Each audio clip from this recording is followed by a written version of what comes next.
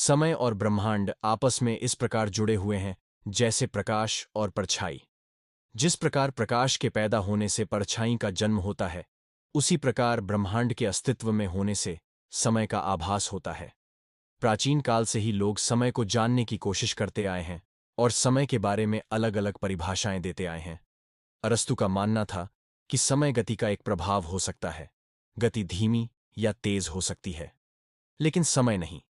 Newton के हिसाब से भी समय पूरे ब्रह्मांड में एक जैसा चल रहा था, लेकिन एल्बर्ट आइंस्टाइन ने अपनी थ्योरी ऑफ रिलेटिविटी में समय की परिभाषा को ही बदल दिया। अल्बर्ट आइंस्टाइन के अनुसार तो समय महज एक ने यानी एक भ्रम है। अल्बर्ट आइंस्टाइन के अनुसार ब्रह्मांड में समय की चाल हर जगह एक जैसी नहीं है। ब्रह्मांड में कहीं समय की चाल धीमी है तो कहीं पर तेज। ब्रह्मांड के भारी ऑब्जेक्ट्स जैसे ब्लैक होल के पास समय धीमी रफ्तार से गुजरता है, लेकिन जैसे जैसे हम ब्लैक होल से दूर होते जाएंगे वैसे वैसे समय की चाल धीमी होती जाएगी। लेकिन वास्तव में समय है क्या? अगर सीधे शब्दों में कहें तो समय एक वास्तविक घटना है जो कि ब्रह्मांड में होने वाले परिवर्तन को दर्शाती है। वास्तव में बदलाव ही समय है, जो कि बीते हुए कल को वर्तमान के द्वारा भविष्य से जोड़ता है। अभी से 13 अरब 80 करोड़ पहले एक शॉर्ट सिंह गुलाटी पॉइंट में एक धमाका हुआ और धमाके को वैज्ञानिकों ने बिग बैंग नाम दिया। बिग बैंग से जन्म हुआ ब्रह्मांड का।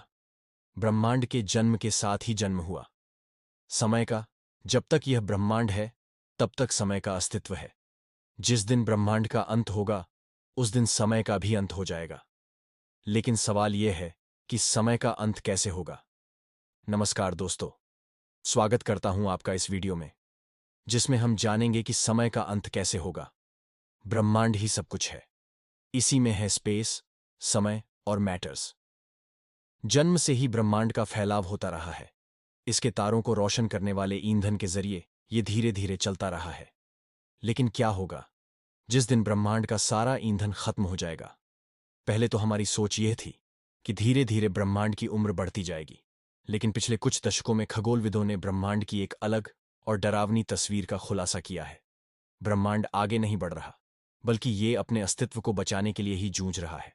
भले ही हमें पृथ्वी पर सब कुछ ठीक ठाक लगे, लेकिन ब्रह्मांड में अपने अस्तित्व को बचाने के लिए एक युद्ध चल रहा है।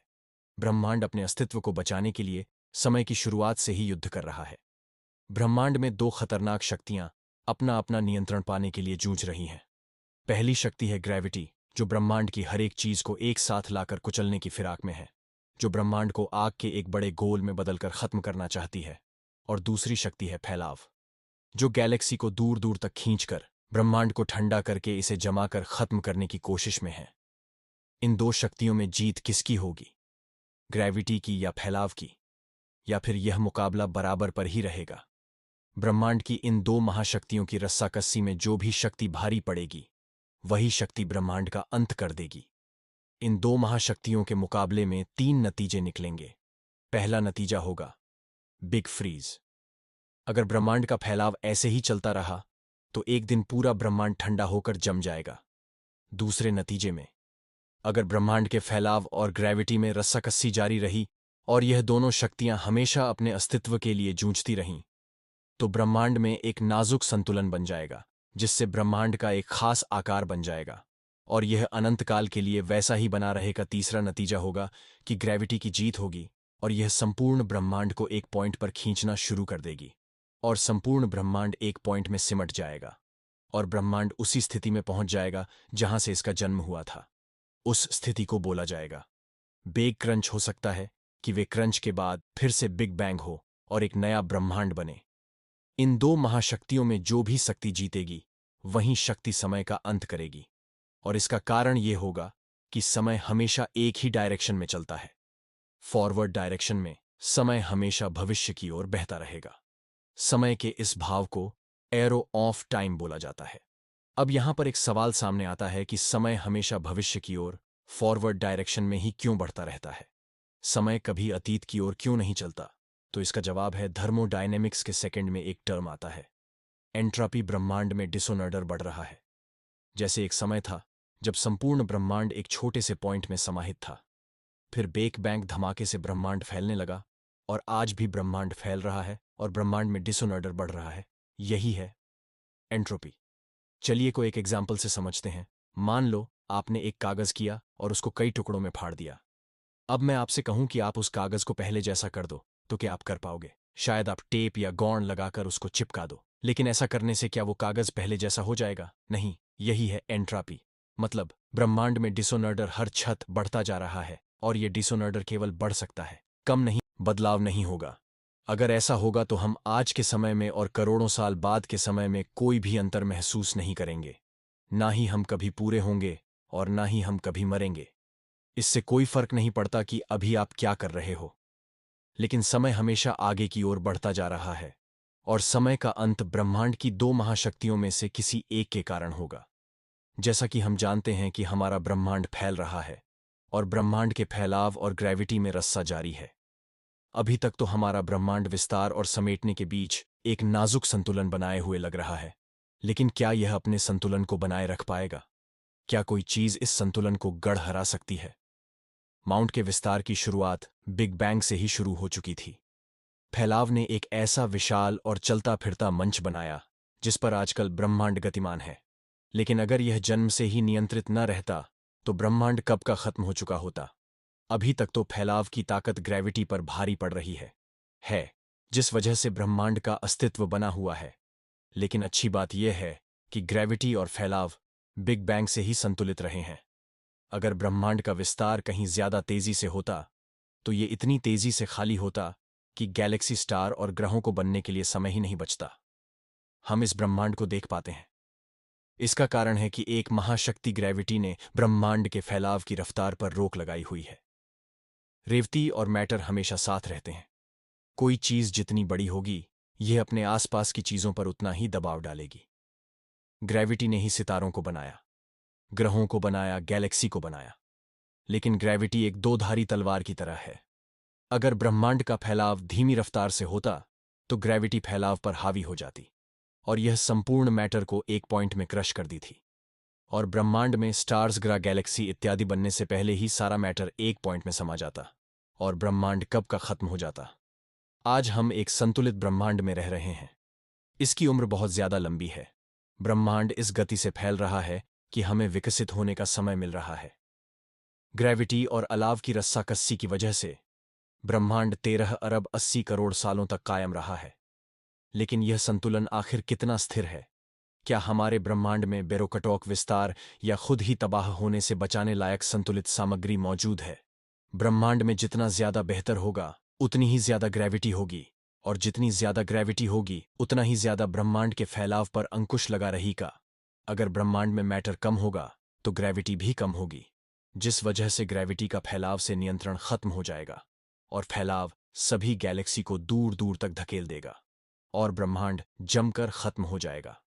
1930 के दशक में वैज्ञानिकों ने जब गणना की तो नतीजे बहुत ही खराब थे। उन नतीजों के हिसाब से ब्रह्मांड में इतना मैत्री नहीं था कि उससे इतनी ग्रेविटी पैदा हो पाती कि फैलाव की ताकत पर अंकुश लगा रहे। लेकिन 1980 के दशक में एस्ट्रोनॉट्स हैरान रह गए। टेलीस्कोप को नजर न आने वाला बहुत बड़े आकार का अज्ञात मैटर अंतरिक्ष में मौजूद था, और इसका आकार अंश मात्र नहीं बल्कि पहले हम जिस मैटर को जानते थे उससे भी 5 गुना ज्यादा था, जो बहुत ज्यादा ग्रेविटी पैदा कर रहा है। इस अज्ञात मैटर की खोज से पहले हमें लगता था चीजों को हम देख सकते हैं, केवल वही मैटर होता है और उसी से ग्रेविटी पैदा होती है। लेकिन इस अज्ञात मैटर की खोज ने वैज्ञानिकों की ब्रह्मांड को देखने की रूपरेखा ही बदल दी। जब ब्रह्मांड में मौजूद गैलेक्सी का वैज्ञानिकों ने अध्ययन किया तो पाया कि गैलेक्सी बहुत तेजी से रोटेट हो रही हैं। जिस तरह से सूर्य की जबरदस्त ग्रेविटी पृथ्वी और बाकी अन्य ग्रहों को एक गोल घेरे में नाजुक नृत्य कराती रहती है, सूअर के मांस से पैदा हुई ग्रेविटी ही दूर दूर तक मौजूद ग्रहों की पत्तियों की रफ्तार को नियंत्रित करती है। अगर सूरज ज्यादा बड़ा होता तो ग्रहों की परिक्रमा करने की गति भी ज्यादा तेज होती, और अगर सूर्य छोटा होता तो ग्रहों को इसकी परिक्रमा करने में ज्यादा समय लगता। गैलेक्सी भी बिल्कुल ऐसे ही काम करती हैं। गैलेक्सी के सेंटर में मौजूद विशाल मास बाहरी सितारों को गोल ग्रह जैसे और में खींचता है। 1980 के दशक में वैज्ञानिकों ने गैलेक्सी के तारों की इन कक्षाओं की सटीक पैमाइश की तो नतीजों ने सब कुछ बदल दिया। गैलेक्सी के केंद्र में जो विशाल सुपर में से ब्लैक होल थे, उनमें भी इतना पर्याप्त मांस नहीं था जो गैलेक्सी को इतनी तेजी से रोटेट कर पाता, यहां तक कि इतने कम मास की वजह से गैलेक्सी को टूटकर बिखर जाना चाहिए था। लेकिन फिर भी ऐसा नहीं हुआ। आज हम देखते हैं कि यूनिवर्स गैलेक्सियों से भरा पड़ा है, ग्रेविटी का कोई बड़ा और अतिरिक्त स्रोत शायद गैलेक्सी को एक साथ थामे हुए है। लेकिन वैज्ञानिकों को टेलीस्कोप में कुछ भी दिखाई नहीं देता, न कोई चमक, न कोई छाया। ये नई चीज न तो कोई प्रकार छोड़ती है और न ही प्रकाश को रिफ्लेक्ट करती है और न ही उसे रोकती है। लेकिन ये अज्ञात किस्म का मैटर गैलेक्सी के सभी तारों को एक ही गैलेक्सी में बांधे रखता है और गैलेक्सियों को टूटकर बिखरने नहीं देता। वैज्ञानिकों ने इस अज्ञात किस्म के मैटर को नाम दिया डार्क मैटर। ब्रह्मांड इस डार्क मैटर से भरा पड़ा है। सामान्य मैटर से इसकी मात्रा 5 गुनी है। डार्क मैटर ब्रह्मांड में बेहिसाब ग्रेविटी पैदा कर रहा है। वैज्ञानिक डार्क मैटर के आधार पर ब्रह्मांड के अंत को प्रोटेक्ट करने लगे। वैज्ञानिक मानने लगे कि किसी दिन सामान्य मैटर और डार्क मैटर से पैदा हुई ग्रेविटी ब्रह्मांड के विस्तार को रोक देगी और ग्रेविटी फैलाव पर भारी पड़ेगी। फैलता हुआ ब्रह्मांड फिर से सिकुड़ने लगेगा। सभी गैलेक्सी एक दूसरे के पास आती जाएंगी और आपस में टकराकर मर्ज हो जाएंगी साहब। ग्रेविटी मैटर को तब तक क्रिस करते जाएगी जब तक ब्रह्मांड का संपूर्ण मैटर एक सघन बिंदु में न आए। एक दिन कमांड उसी जगह पर पहुंच जाएगा जहां से इसकी शुरुआत हुई थी, बिग बैंग पर। जब ब्रह्मांड सिकुड़कर एक दौर में समा जाएगा, ब्रह्मांड के अंत की उस घटना को वैज्ञानिकों ने नाम दिया है बिग क्रंच। कुछ लोग मानते हैं कि जब एक क्रंच होगा तब उस पॉइंट में एक बार फिर से बिग बैंग होगा और एक नई ब्रह्मांड का एक नई टाइमलाइन पर जन्म होगा। अगर ऐसा होगा तो क्या हमारा ब्रह्मांड जिस बिग बैंग से जन्मा है, तो क्या उससे पहले कोई क्रंच था? अगर ऐसा है तो बिग बैंग और वे क्रंच आखिर कितनी बार हुआ होगा? क्या यह ब्रह्मांड के जन्म और मरण की एक पर साइकिल है? लेकिन जब वैज्ञानिक डार्क मैटर के क्रंच को समझने के करीब थे, तो ब्रह्मांड ने उनके सामने एक और बड़ी चुनौती रख दी।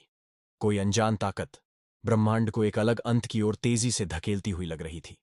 ग्रेविटी और फैलाव पिछले 14 सालों से ब्रह्मांड पर कब्जा करने की सोच रहे हैं। फैलाव को बाहर की ओर धकेलता है और ग्रेविटी इसको अंदर की ओर खींचती है। ग्रेविटी के पास डार्क मैटर था तो लग रहा था कि जीत उसी की होगी और ब्रह्मांड क्रंच की ओर चला जाएगा। लेकिन फिर एक हैरतअंगेज खोज ने हमारा ब्रह्मांड को देखने का नजरिया ही बदल दिया। सन 1990 के आसपास वैज्ञानिकों ने ब्रह्मांड के विस्तार के इतिहास को नापने का फैसला किया ताकि वो यह जान पाए कि ब्रह्मांड के फैलाव की गति कहीं इतनी धीमी तो नहीं हो रही कि एक दिन इसे क्रंच का सामना करना पड़े, या फिर कहीं ऐसा तो नहीं कि यह हमेशा के लिए फैलता ही जाए। वैज्ञानिकों के शोध ने दुनिया को हैरत में डाल दिया। ब्रह्मांड के फैलाव की गति धीमी नहीं बल्कि तेज हो रही है और फैलाव की यह गति हर पल बढ़ती जा रही है। एक अदृश्य और रहस्यमय शक्ति ब्रह्मांड के फैलाव को तेज करती जा रही है। ब्रह्मांड का यह फैलाव फिजिक्स के नियमों के उलट हो रहा है। फैलाव को एनर्जी बिना किसी चीज के मिल रही थी, स्पेस के वैक्यूम से। वैक्यूम का मतलब होता है एकदम खाली जगह जिसमें कोई भी पार्टिकल ना हो, जिसका ना तो कोई तापमान हो और न ही एनर्जी हो। लेकिन यह बात सच नहीं। खाली जगह में एक एनर्जी होती है जो कि ग्रेविटी सिग्नल पल्सर पैदा करती है। यह एनर्जी एक तरह की एंटी ग्रेविटी पैदा करती है। इस शक्ति को वैज्ञानिकों ने डार्क एनर्जी नाम दिया।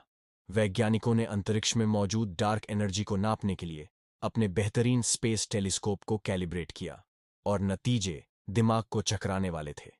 ब्रह्मांड के मांस के मुकाबले डार्क एनर्जी की तादाद 3 गुना थी। सबसे बड़ी ताज्जुब की बात तो यह है कि स्पेस जितना ज्यादा फैलता है तो वहां उतनी ही ज्यादा मात्रा में डार्क एनर्जी महसूस होती है। डार्क एनर्जी एक ऐसी एनर्जी है कि जब यह गैलेक्सी को धकेलती है तो स्पेस में वैक्यूम बढ़ता जाता है, जिस वजह से हिरे पलटन भी बढ़ता जाता है और डार्क एनर्जी और ज्यादा बढ़ जाती है। मन की गति धीमी होने की बजाय जो बढ़ रही है, इसका कारण है बढ़ती हुई मात्रा में dark energy. Dark energy drink crunch theory को खत्म करती नजर आती है, लेकिन वैज्ञानिक यह नहीं जानते कि डार्क एनर्जी विस्तार और स्पेस आपस में किस तरह से जुड़े हुए हैं। अगर इस स्पेस की मात्रा का आकार दोगुना हो जाए तो क्या डार्क एनर्जी भी दोगुनी बढ़ जाएगी या यह उससे भी ज्यादा बढ़ेगी? अगर स्पेस के बढ़ने से डार्क एनर्जी कई गुना बढ़ती जाएगी तो ब्रह्मांड का अंत बहुत ही डरावना होगा। जब डार्क एनर्जी की मात्रा बढ़ती जाएगी तो यह ग्रेविटी पर इस कदर हावी होगी कि यह गैलेक्सी को भी तहस नहस कर देगी। जब डार्क एनर्जी अपने चरम पर होगी तो सबसे पहले गैलेक्सी फटना शुरू होंगे। फिर गैलेक्सी के अंदरूनी हिस्से फटने लगेंगे और उसके बाद सौरमंडल का भी यही हाल होगा। डार्क एनर्जी स्टार ग्रहों और चट्टानों को फाड़ दे कि डार्क एनर्जी का कहर यही नहीं रुकेगा। वो सोच में स्तर पर मौजूद एटम को भी फाड़ दे कि ब्रह्मांड का यह अंत बहुत ही बेरहमी से और तेजी से होगा। डार्क एनर्जी मैटर के अस्तित्व को ही खत्म कर देगी। मैटर का अपना अस्तित्व खो जाने के बाद ब्रह्मांड का अंत हो जाएगा, साथ ही अंत हो जाएगा समय का। ब्रह्मांड के इस अंत को वैज्ञानिकों ने नाम दिया है बेक रेप। अगर ब्रह्मांड में स्पेस के बढ़ने से डार्क एनर्जी कई गुना बढ़कर एक एक के अनुपात में बढ़े, मतलब 1 गुना स्पेस बढ़े तो 1 गुना ही डार्क एनर्जी बढ़े, इस स्थिति में ब्रह्मांड हमेशा के लिए फैलता जाएगा और ठंडा होता जाएगा। गैलेक्सी में मौजूद स्टार्च का ईंधन धीरे धीरे खत्म होता जाएगा और गैलेक्सी में अंधेरा छाता जाएगा। सभी गैलेक्सी में सिर्फ मरे हुए तारों के अवशेष बचेंगे, जैसे ब्लैक होल गैस और धूल के ठंडे बादल। सितारों का दौर खत्म हो जाएगा और ब्लैक होल्स का दौर शुरू हो जाएगा। ब्लैक होल से भरी गैलेक्सी विकसित होती रहेंगी। गैलेक्सी में मौजूद ब्लैक होल्स एक दूसरे से मिलते रहेंगे और पहले से ज्यादा बड़े होते जाएंगे। पहले वैज्ञानिक सोचा करते थे कि ब्लैक होल्स अमर होते हैं, लेकिन एक दिन इनकी भी मौत हो गई। ब्लैक होल स्टॉकिंग्स रेडिएशन के द्वारा पूरे होते जाएंगे और छोटे होते जाएंगे और खत्म होते जाएंगे। जिस दिन ब्रह्मांड का आखिरी ब्लैक होल अपनी दम तोड़ने का, उस दिन अंत होगा इस ब्रह्मांड का और समय का। ब्रह्मांड के इस तरह के अंत को वैज्ञानिकों ने नाम दिया है बेक फ्रीज, जिसमें ब्रह्मांड को ठंडी और धीमी मौत का सामना करना पड़ेगा, जो खरब खराब साल तक कायम रहेगी। अब ब्रह्मांड का अंत क्रंच से होगा, या बिगड़े से, या फिर बेक फ्रीज से? इस सवाल का जवाब डार्क एनर्जी के रहस्य छिपा है। लेकिन हमारा यह ब्रह्मांड खुद से जुड़े राज आसानी से उजागर नहीं करता, और डार्क एनर्जी और डार्क मैटर की ही तरह अभी शायद कई आश्चर्यजनक तथ्य हमारा इंतजार कर रहे हैं। और यह आश्चर्य उन रहस्यों और मारा इंतजार कर रहे हैं और यह आश्चर्य उन रहस्यों और चमत्कारों की तादाद और बनाएंगे जो हमारे ब्रह्मांड ने हमारे लिए छुपा रखे हैं। इस ब्रह्मांड में क्या क्या है, इस बारे में हम अभी ज्यादा कुछ नहीं जानते। हम फिलहाल फौज के एक दौर से गुजर रहे हैं जहां अभी बहुत सी खोजों का होना बाकी है। पृथ्वी पर भले ही हमें सब कुछ शांत लगे, लेकिन डार्क एनर्जी और ग्रेविटी की रस्साकस्सी में एक भीषण युद्ध चल रहा है। और इन दोनों महाशक्तियों में युद्ध समय की शुरुआत से ही शुरू हो चुका था और समय के अंत तक चलता रहेगा। दोस्त, आपको क्या लगता है कि ब्रह्मांड और समय का अंत